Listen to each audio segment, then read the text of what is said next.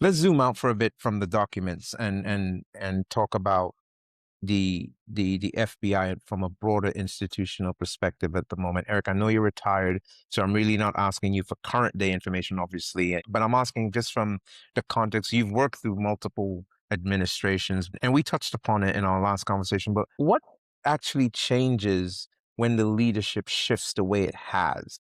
And how does that impact like the handling of this case? Because I know basic, if the FBI is investigating, they're not going to come tell you. So to Courtney's point, we don't know if they're actually investigating any of these people. We don't know. They could be, That's right? that's correct. Although I would assume that FBI representatives would say we are looking into it. They don't have to say we're looking at Les Wexner. They can just say we are looking into those who may have engaged in this.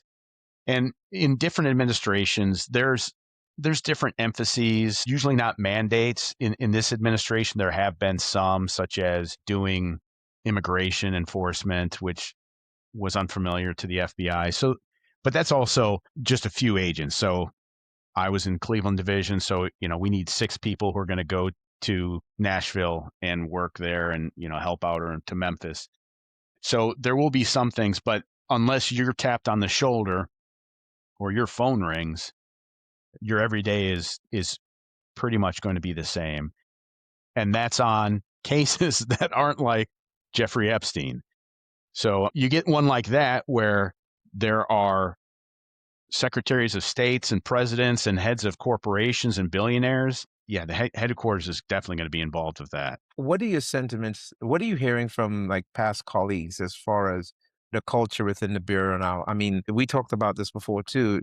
The FBI does not seem to have a positive public perception going back to the last 4 or 5 years.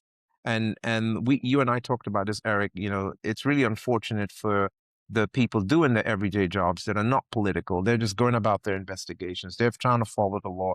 They're trying to do that. But when they see how this is going on from the top, I don't expect any of you to say it, but I'm seeing it as a member of the public where the head of the FBI is on private jets and doing this and doing that. And it seems to take away from the seriousness of what the perception should be of the FBI. What are you hearing from your past colleagues about how the culture is internally?